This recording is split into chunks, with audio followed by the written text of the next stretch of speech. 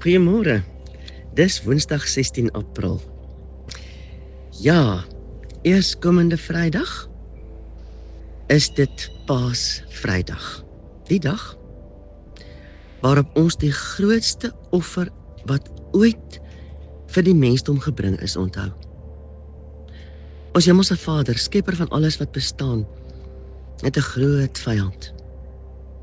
Toe hy as skepper alles geskep het wat hy geskep het hy reeds geweet dat sy groot vyand sal kom mors met sy volmaakte bedoeling met alles.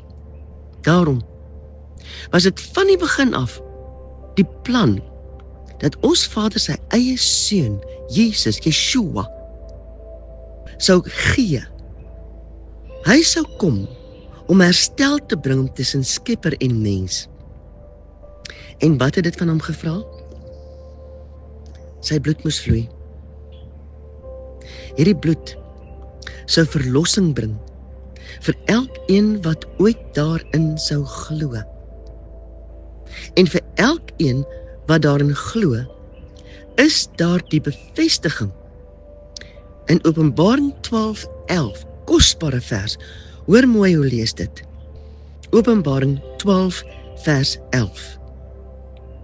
En hulle het hom oorwin deur die bloed van die lam en deur die woord van hulle getuienis. En hulle het tot die dood toe hulle lewe nie lief gehad nie. Ek is besig op die oomblik saam met 'n groep mense die Bybel van Genesis af dwars deur te lees. Ons trek op die oomblik by Deuteronomium. Nou, wanneer laas het jy daardie deel van die Bybel met aandag deurgewerk, genigtig? Ons Skepper God bring een na die ander wonderlike deurbraak vir die volk, en nogtans is daar ouens wat kla en sommer net dwarsvoeter. Ons Skepper, ons Vader, sy karakter en sy bedoeling staan vas, maar die mens kan dit nie altyd verstaan nie. God se karakter en bedoeling kan nie verander nie. Sy beloftes doen hy altyd gestand. Maar dan is daar voortdurend onder die mense iemand wat uit die bus uitval, wat sommer net nie glo nie, wat nie kan verstaan nie. As hierdie skrif in Openbaring 12:11 wat ek pas gelees het, as hierdie skrif verwys na die bloed van die lam en die woord van ons getuienis, is dit dalk deel van die oplossing? Praat ons dalk by tye uit ons geloof uit? Kon ek en jy nou al met tyd die vaardigheid aanleer daarvan om waaragtig te praat wat ons glo? Of raak ons in gesprekke betrokke en ander mense praat dit en dat en ons praat saam? Dalk getuig ons van skrif wat ons ontvang het. Maar met die oorvertel, voeg ons by. Dis 'n amazing skrif, maar ek weet daarom nie hoe die Here dit vir my kan waarmaak nie. Is dit dalk ons manier van praat? Wanneer ons so praat, is ons nie besig om 'n woord van getuienis te bring wat 'n pasmaat is vir die bloed van die lam nie.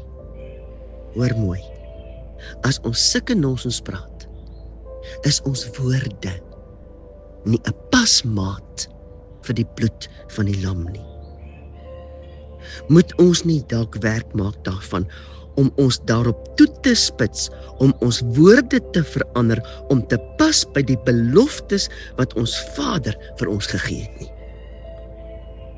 Ons bid en bid dikwels oor iets, en wanneer 'n mater vra hoe dit met die saak gaan, dan antwoord ons iets soos, ja, ek bly bid, maar ek kan nie regtig sien hoe die Here dit nou vir my kan verander nie. Onthou vir Openbaring 12:11. En hulle het hom oorwin deur die bloed van die lam en deur die woord van hulle getuienis. En hulle het tot die dood toe hulle lewe nie lief gehad nie. Die bloed van die lam, hierdie deel staan vas. Wat gaan ek en jy doen om die tweede deel van hierdie teksvers in lyn te bring met dit wat ons Vader van ons vra? Die woord van ons getuienis. Hemelse Vader, wees ons asseblief genadig.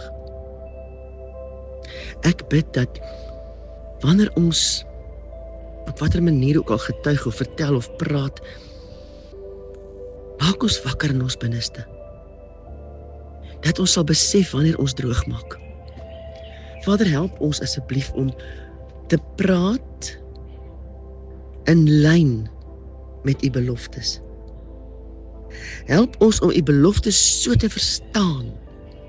Vader, mag ons u beloftes in ons binnekamer so deurbid, dat ons regtig sal verstaan, wanneer ons droog maak, dat ons te doen en hoe. Help ons om ons geloof te rig op die inhoud van u woord, en dan ons woorde daarby aan te pas. Asseblief Vader, leer ons hoe om dit te doen, sodat ons eie woorde sal getuig van die verlossingswerk wat u in ons doen. Ek vra dit in die naam van Yeshua. Amen.